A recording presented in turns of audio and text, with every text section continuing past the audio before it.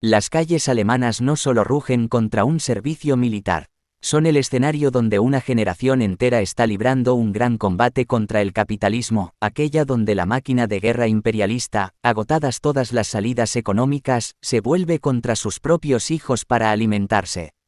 El resurgimiento del servicio militar obligatorio y el levantamiento estudiantil que lo enfrenta no son un conflicto aislado. Son la grieta perfecta que expone la contradicción del sistema, la que enfrenta la necesidad de ganancia del capital monopolista con el derecho a la vida y al futuro de la juventud trabajadora. Este análisis marxista desentraña por qué esta huelga estudiantil histórica es mucho más que una protesta. Es un acto político de clase, un ensayo general para la lucha que viene, y la evidencia más clara de que solo una estrategia socialista e internacionalista puede ofrecer una salida real a la barbarie de la guerra y la explotación. La juventud en las calles. El grito no fue un eco aislado, sino un clamor simultáneo que paralizó los centros neurálgicos del capital alemán. Desde las icónicas avenidas de Berlín, donde más de 40.000 jóvenes rodearon la Cancillería, hasta el puerto de Hamburgo con sus 20.000 manifestantes, la furia se propagó. En Colonia, las calles aledañas a la catedral se inundaron. En Leipzig, el número de huelguistas superó a las marchas de la extrema derecha de los últimos años. En Múnich, Frankfurt, Bremen y Hannover, las plazas se transformaron en arengas masivas. No fue una protesta, sino una huelga política estudiantil de dimensiones históricas, una de las mayores desde las rebeliones de finales de los 60, coordinada en más de 200 ciudades y pueblos. La llamada generación de la paz, criada a la sombra de llamado fin de la historia y la integración europea, despertó abruptamente para descubrir que su futuro está hipotecado a los tanques y los cañones. Esta movilización masiva es la respuesta orgánica de una generación a la que se le pretende convertir en moneda de cambio. El objetivo declarado es frenar la reintroducción del servicio militar obligatorio, es solo la punta del iceberg de una conciencia política más profunda.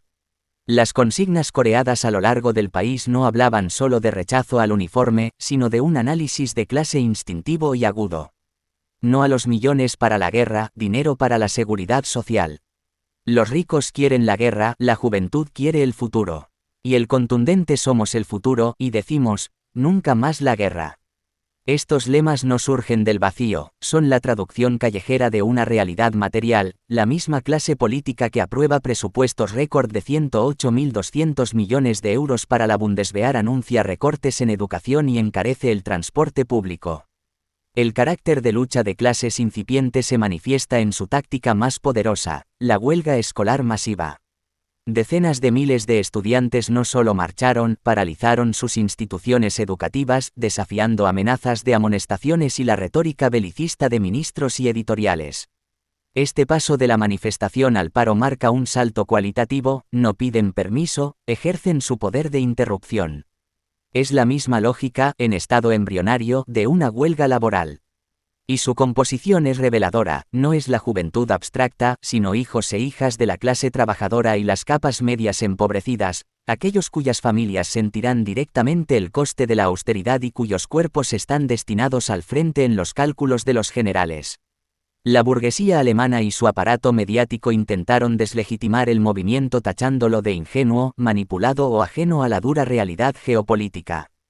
Pero la contundencia numérica y la claridad de las consignas desmintieron este relato. La movilización demostró que la ideología del rearme y el sacrificio nacional no ha logrado hegemonizar a una generación que ve cómo se saquea su futuro. Esta rebelión, por tanto, no es un accidente. Es la primera gran fisura política en el consenso belicista, la prueba palpable de que el proyecto imperialista genera su propia contradicción en el seno de la sociedad. La juventud alemana, al gritar "no iremos", no está solo rechazando el cuartel. Está cuestionando, de hecho, la lógica misma de un sistema que, en su fase de descomposición, solo puede ofrecer guerra externa y represión interna como horizonte. Su desafío en las calles es el primer capítulo de un conflicto de clases que está destinado a intensificarse. El costo de la sumisión imperial. Para comprender la ofensiva militarista alemana, es necesario partir de una verdad incómoda: el capitalismo alemán actúa hoy como un socio subordinado y disciplinado del imperialismo estadounidense. Este sometimiento estratégico no es gratuito, su precio se paga con la destrucción de las propias bases del modelo alemán y, en última instancia, con el futuro de su clase trabajadora. Históricamente, la potencia económica germana se erigió sobre pilares que hoy Washington exige sacrificar. Dependencia energética de Rusia y una relación comercial simbiótica con China. La ofensiva geopolítica estadounidense contra estos rivales, a la que Berlín se ha plegado sin rechistar, ha dinamitado estos cimientos. El resultado es una crisis de competitividad estructural, costes energéticos disparados, cadenas de suministro rotas y la pérdida de mercados cruciales. La burguesía alemana, al aceptar el papel de potencia regional subalterna, ha herido de muerte su propio modelo de acumulación. Ante esta crisis autoinfligida, la clase dominante alemana no desafía a su socio hegemónico. Al contrario, internaliza y ejecuta sus mandatos con una eficiencia burocrática ejemplar. La OTAN, brazo militar del dominio estadounidense, fija ahora la meta de destinar el 5% del PIB a la defensa. Alemania, bajo un gobierno de coalición encabezado por la CDU, no solo no se resiste, sino que se apresura a superar los objetivos intermedios, comprometiéndose a alcanzar el 3,5% del PIB para 2029. El Fondo Especial de 100.000 millones de euros y los presupuestos récord no son, por tanto, una decisión soberana, sino la cuota de tributo que el vasallo paga al imperio. Es la factura en euros de su propia subordinación. Este tributo tiene un destinatario claro, el complejo militar industrial estadounidense y alemán. La guerra en Ucrania ha sido el pretexto perfecto para convertir este flujo de riqueza pública en ganancias privadas obscenas. Las corporaciones armamentísticas alemanas registran beneficios históricos mientras el Estado alemán se endeuda de manera inédita en tiempos de paz para financiarlas. Pero esta deuda de guerra cuyos intereses estrangularán las finanzas públicas durante décadas no la pagará la burguesía que la contrajo. La factura final, como siempre, se pasa a la clase trabajadora. La ecuación es brutal: cada euro destinado a un tanque Leopard o a un caza F-35 es un euro robado a hospitales, escuelas, pensiones y la transición ecológica. El propio ministro de Finanzas advierte del dilema entre cañones y mantequilla, una confesión descarnada de que el rearme se financiará con un nuevo ciclo de austeridad social. Y el tributo no es solo económico, la reactivación del servicio militar obligatorio busca ofrecer la carne de cañón juvenil para los conflictos que esta sumisión imperial hace inevitables.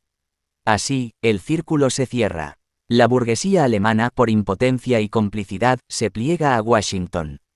Para pagar el costo de esa obediencia, saquea los recursos públicos y los entrega a los monopolios de la guerra. Y, para que el saqueo no encuentre resistencia, prepara la movilización de los hijos de los trabajadores, destinándolos a defender, con sus vidas, el mismo orden imperial que los condena al empobrecimiento. La militarización no es solo un negocio, es la forma extrema en que un capitalismo subordinado descarga su crisis sobre los hombros del proletariado, convirtiendo la sumisión externa en explotación interna redoblada. De la democracia social al garrote. La rápida aprobación de la ley de servicio militar por la coalición de semáforo es una lección magistral sobre la naturaleza de clase del Estado. Partidos que se presentan como progresistas o pacifistas han mostrado su verdadero rostro. Los verdes, nacidos del movimiento antinuclear y pacifista, son hoy los más fervientes belicistas, liderando la entrega de armas a Ucrania. El SPD, el partido histórico de la clase obrera alemana, ha completado su transformación en un pilar del establishment imperialista. Esta traición no es casualidad, es el resultado de la integración total de su burocracia en el aparato estatal capitalista. Su función ya no es representar a los trabajadores, sino administrar los asuntos del capital de la manera más eficiente, incluso si eso significa enviar a los hijos de la clase obrera al frente. El servicio militar obligatorio no tiene que ver con defensa nacional en abstracto. Es un mecanismo para crear una reserva masiva y barata de fuerza de trabajo militarizable, necesaria para las aventuras imperialistas en el extranjero y para la defensa de los intereses económicos globales de la Alemania capitalista. También sirve para disciplinar a la juventud de origen obrero e inmigrante, inculcando la obediencia ciega a la autoridad del Estado burgués. Y por otro lado, dividir a la clase obrera internacional, preparando a los jóvenes alemanes para ver a los jóvenes rusos, chinos o de otros países como enemigos, en lugar de como compañeros de explotación por el capital. La amenaza de anotar faltas injustificadas en los expedientes de los estudiantes en huelga es la punta del iceberg de la represión que se avecina. Es el Estado mostrando su garrote para sofocar la disidencia. La rebelión estudiantil, las protestas, espontáneas y masivas, son un fenómeno progresivo y saludable. Consignas como ninguna pasta para la guerra, en contra del empobrecimiento y del belicismo, muestran una comprensión instintiva del vínculo entre los recortes sociales, la inflación y el gigantesco gasto militar. Los estudiantes identifican correctamente al enemigo, los ricos quieren guerra, la juventud quiere un futuro. Organizaciones como los Jusos de las Juventudes Socialdemócrata, sectores del partido de izquierda Die Linke o grandes ONGs abogan por una oposición razonable. Su estrategia se limita a presionar a los partidos del establishment, firmar peticiones y organizar protestas simbólicas que no perturben el orden. Su pacifismo es selectivo, condenan la guerra de Rusia, pero apoyan o justifican el rearme de la OTAN. Este reformismo actúa como un freno consciente, canalizando la indignación hacia vías que no cuestionan el poder del Estado burgués ni del capital. Una tendencia peligrosa, a menudo vinculada a sectores estalinistas o nacionalistas, cae en la trampa de oponer el imperialismo estadounidense OTAN al imperialismo ruso o chino, tomando partido por uno de los bandos capitalistas en la pugna interimperialista. Esto lleva a justificar la invasión rusa de Ucrania como antiimperialista, una posición reaccionaria y traidora a los intereses de la clase obrera internacional. El verdadero enemigo de los jóvenes alemanes no está en Moscú o Washington, sino en las juntas directivas de Siemens, Volkswagen y Deutsche Bank, y en el gobierno alemán que las representa. Por un movimiento socialista. La fuerza del movimiento estudiantil reside en su energía y su rechazo visceral al sistema. Su debilidad es la falta de un programa y una estrategia revolucionarios. Los estudiantes por sí solos no pueden derrotar al Estado. Su única fuerza decisiva aliada es la clase obrera. La tarea urgente es tender puentes, llevar la lucha contra el servicio militar a los sindicatos, a los consejos de empresa, explicando que el mismo Estado que recluta a sus hijos también impone recortes salariales, precariedad y cierres de fábricas. La lucha no puede limitarse al rechazo del servicio militar. Debe elevarse a un programa político que ofrezca una alternativa socialista. Expropiación sin indemnización del complejo militar industrial y de los capitalistas. Convertir las fábricas de armas bajo control obrero para producir bienes sociales útiles. Disolución de la Bundeswehr y de la OTAN. Por ejércitos de trabajadores para defender las conquistas revolucionarias, no las fronteras del capital. Todas las riquezas de los belicistas y especuladores para educación, vivienda y salud. Financiar el futuro, no la guerra.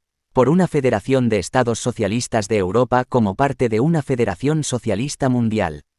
Solo eliminando las fronteras del Estado-nación capitalista se puede acabar con la guerra. Las luchas espontáneas, por masivas que sean, son insuficientes. La experiencia histórica demuestra la necesidad de un partido de vanguardia basado en un programa marxista internacionalista. Un partido que eduque pacientemente, que intervenga en cada lucha, que gane la autoridad para dirigir, y que esté preparado para el momento decisivo en que la crisis del capitalismo ofrezca la oportunidad de tomar el poder.